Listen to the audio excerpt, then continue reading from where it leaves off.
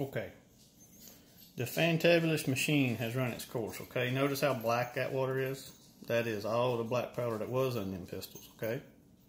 So, now, it don't make any difference what kind of brushes you use, but you need a barrel brush or bore brush, 45 caliber or 14 gauge, okay?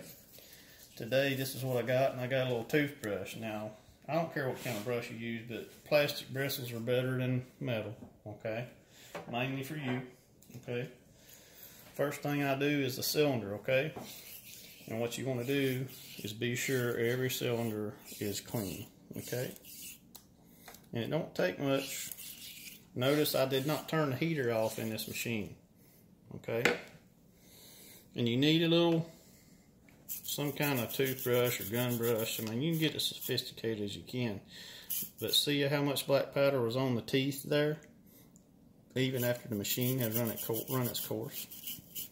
So what I do is I brush it good, I dip it back in the water, and I check. I be sure I don't see any more residue anywhere, okay? Notice how that water's kind of soapy, just like dishwater, okay? Then what I do is I rinse off the soapy water. Real quick. Real easy. This is not rocket science, okay?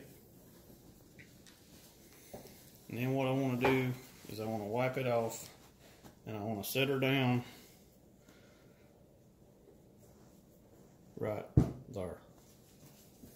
Now, that's the cylinder I took out from under this pistol right here, so I know it matches this pistol. Same thing again, pistol out. I want to do the bore, and see, you can still see some black powder coming out of that bore going down the frame. Alright? A few strokes of that. Remember where I set down my brush.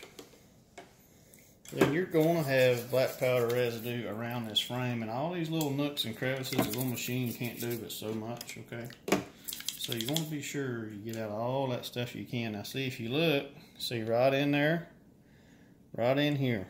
See that little bit of black powder right there? See how easy it pops off? You know this right here, this little part right here, see coming up right there, that paw right there, look at all the black powder on it. So you want to clean it up. See how easy it comes off? The other thing, you want to let that paw go back down in and run your brushes down in that housing there where the paw is to be sure you got all that stuff out that you can, okay? Dip her back in the water. Let your paw come up again. See if you see anything you missed the first time. My pistols stay as filthy as anybody's in the business, I'll guarantee it. So, I let them get pretty dirty because I have so much faith in the machine. You don't have to clean them every 4 and 5 runs. If you're a neurotic, OCD person and that makes you happy, knock yourself out. That's why I say buy one of these cleaners. I don't have the time and I can't do the job as good as this little machine can, okay? Alright. Same thing again, rinse her off.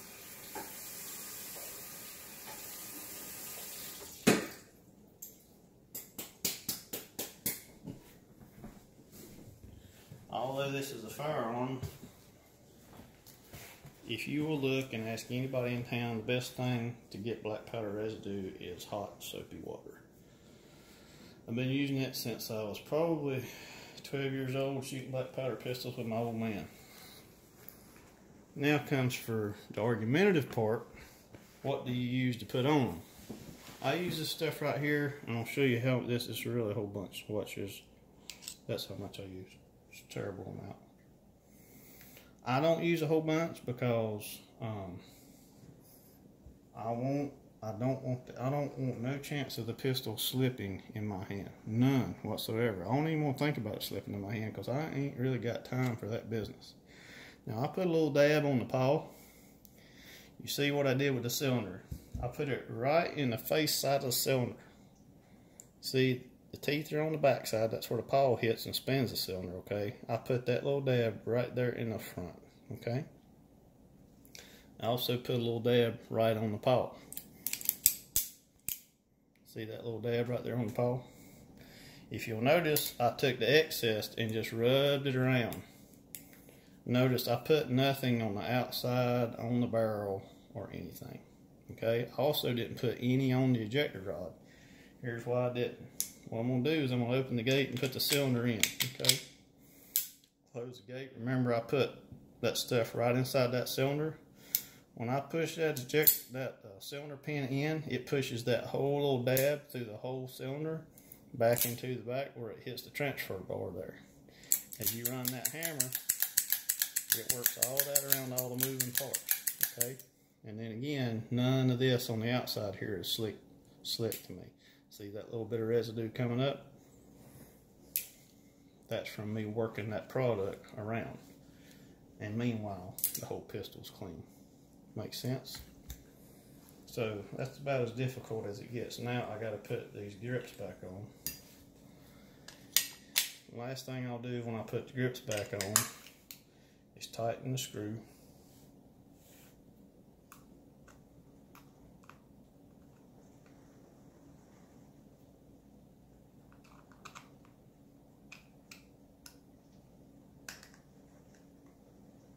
And the very last thing I'll do is check my screw on my ejector rod. Okay. Be sure when you put them back together, your cylinder pins all the way in. If you got Rugers, that's not a big deal. If you got a Colt copy, it is a very big deal, because you got to do the three-fingered monkey and a rain dance and everything else. If you got Rugers, it's pretty simple. Be sure the gun's running smooth. Okay. Notice you can't see a whole bunch of gunk down in there. You really need very little lubrication on these pistols, but you just need it in the correct spots, okay? See what happens here when I take it back apart. You can tell the teeth on that cylinder have been greased, okay? If you look on that pawl, there's no, see that green gob's gone because it worked all the way in there. That's how the product is meant to be used. Now you can use whatever kind of product you want to use. I'm not going to get into that kind of argument with people, but you can tell how smooth this pistol runs. It don't run that way because it's mine. It runs that way because a lot of people spend a lot of time working on it.